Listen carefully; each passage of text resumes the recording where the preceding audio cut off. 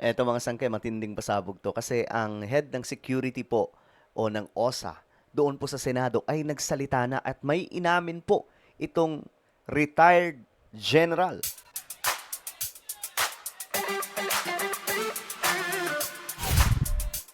Alright guys, magandang oras po sa inyong lahat. This is me. We are back dito sa ating YouTube channel. Kamusta po kayong lahat?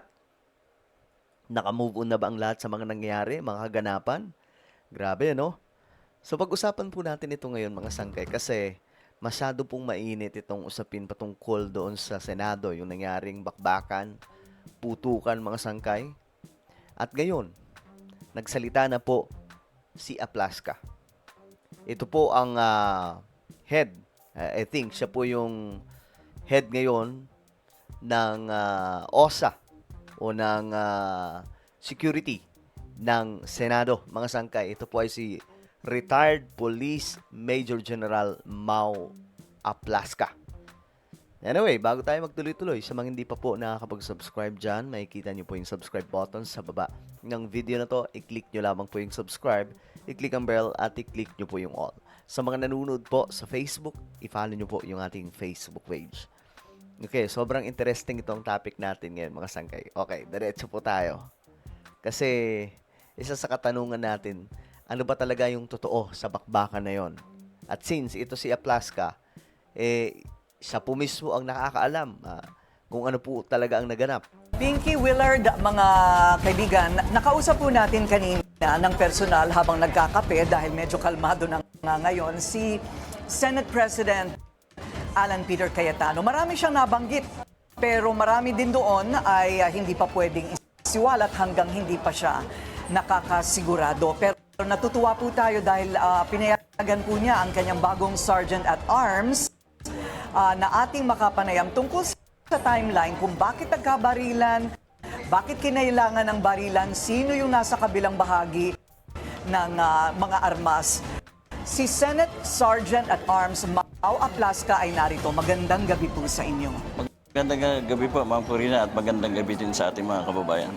Unahin na po natin kung bakit po nabanggit po sa akin dito kanina na mayroon na pong mga staff na tila nakakaalam na may mangyayari. Kasi ang nangyari daw dito ay mayroong mga senador na nag-abiso sa mga kapwa senador na parang binibigyan na sila ng babala na umuwi ka na, umuwi ka na. At ito hindi lang nangyari sa isang...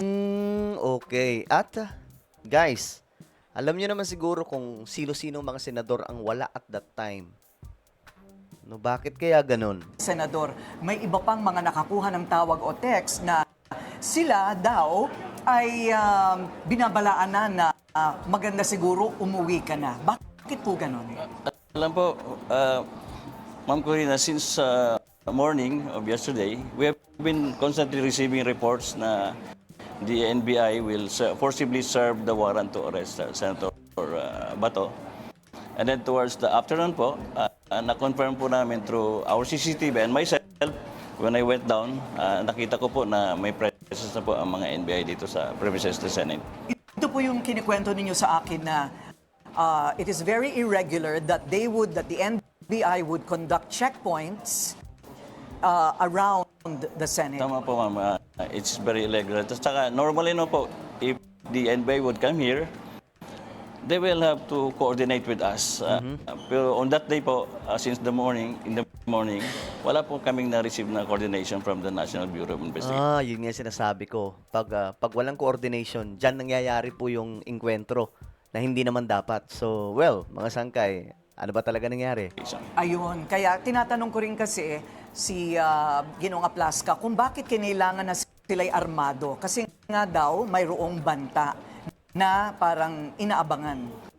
Yung nalaman ko po, nung ako'y bumaba doon sa common gate namin sa GSIS, nakausap ko po yung general manager ng GSIS. Kinonfirm naman niya sa akin na nag-request po sila ng augmentation from the National Bureau of Investigation para tulungan po silang i-secure yung premises ng GSIS. Premises ng GSIS, pero eto na, yung punto ng nagkabarilan kasi nagka-enkwentro na pala. Ano po yung paglalahad ng timeline noon? Ah, May napansin po daw kayo na parang nagpipilit pumasok? Doon po sa aming CCTV, nakita po namin na mayroon ng mga armado talaga na ano.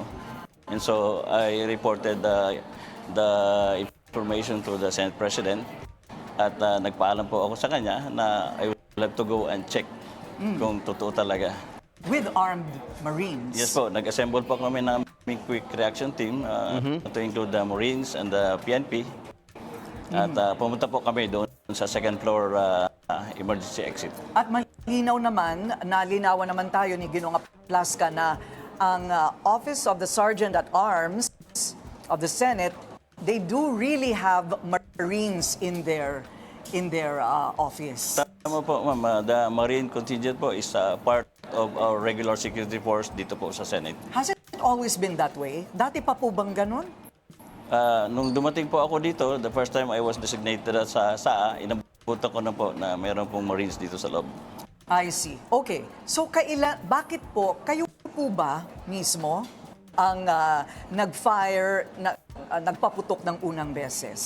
Tama po, accurate naman po ng yung report ng NBI na kasi po, nung dumating po kami, nakita namin na mayroon pong mga armadong tao at nakita namin na ano po sila, yung may mga ano po na NBI. Pero challenge po namin sila kung sino sila. Sumagot naman po sila na NBI. And then, as part of our procedure, binigyan ko po naman sila ng verbal warning ba ilapag po yung kanilang mga baril. Okay. So, kaya nauna silang magpaputok. So, yun ang tinutukoy po dito, mga sangkay. At ito yung version nila, no?